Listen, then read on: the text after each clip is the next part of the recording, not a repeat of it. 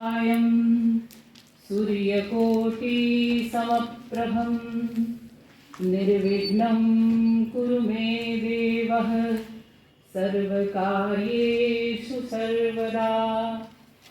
गजाननं भूतगणाधिसेवितं कपित्थजम्बूफलचारुभक्षणम् उमासुतं शोकविनाशकारकं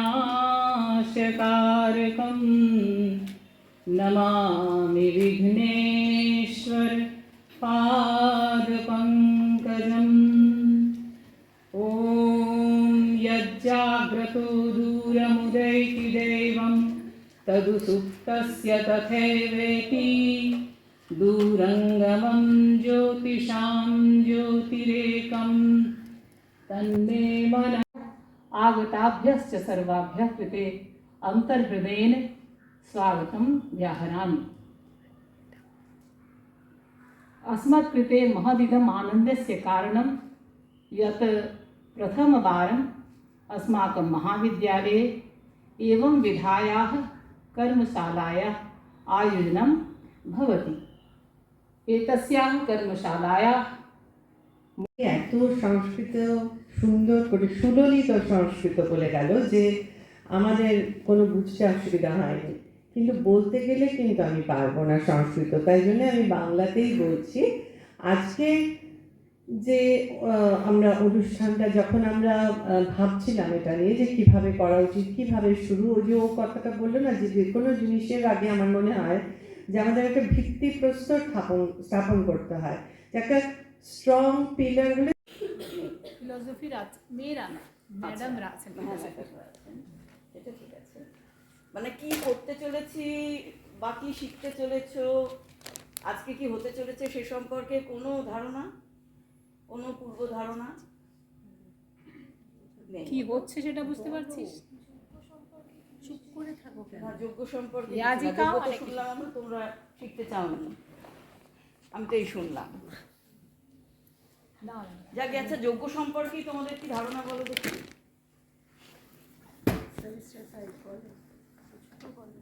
যা মনে হয়, ভুল ভাল কোনো অসুবিধে নেই।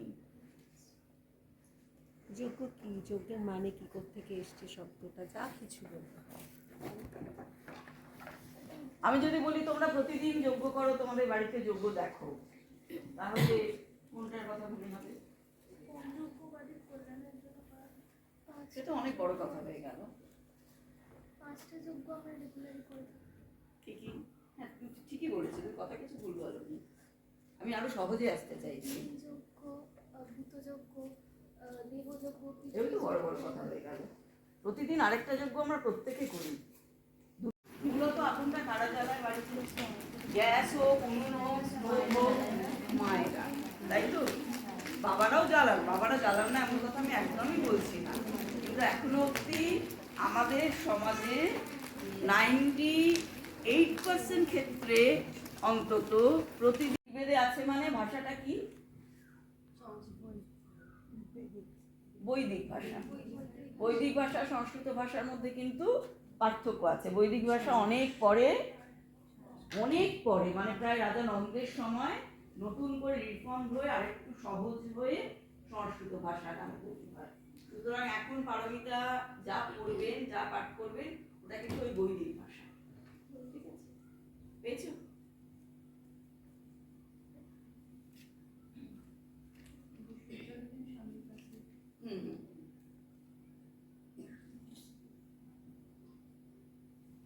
একটু মন্ত্রের সুরটা শুনবে মন দিয়ে, বিশেষ করে যারা সংস্কৃত পাঠ তো তোমরা সবাই জানো, কি সুরে পাঠ করতে হয়, ব্যাপারটা জানো বা না জানো, একটু মন দিয়ে শোনো। আচ্ছা, এই সূর্যা যার বিয়ে হচ্ছে তার বর্ণনা দেওয়ার একটা মন্ত্র, তাকে নিয়ে একটি মন্ত্র।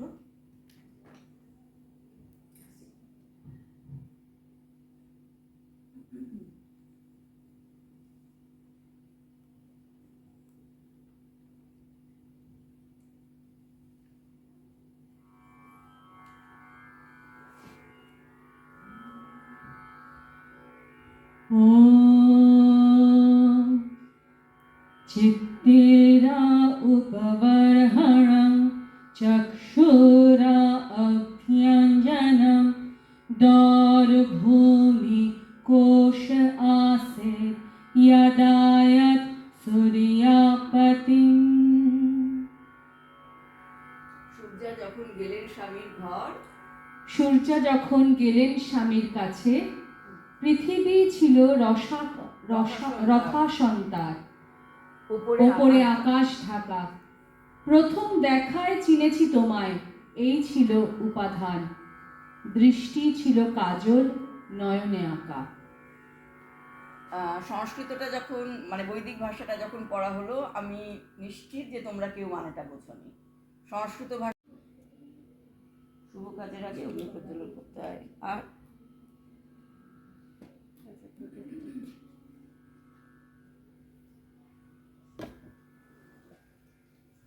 আমি হাঁটছি কিন্তু তোমাদের কাছে উত্তর পাওয়ার জন্য। দেবতাকে আহ্বান, শুভ কাজের আগে অগ্নি। আর শুভ কাজ কাকে বলছো? তার মানে অশুভ কাজের কথাও ভাবছো।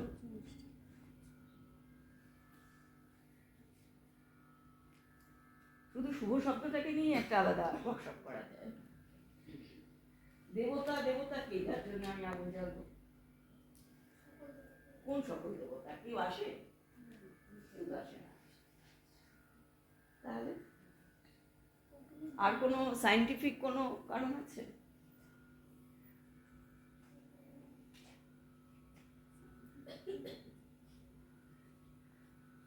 একটা বাচ্চাকে জন্ম দেওয়ার সময় দাই মা যদি থাকেন, দাই মা, এখন নার্সিং,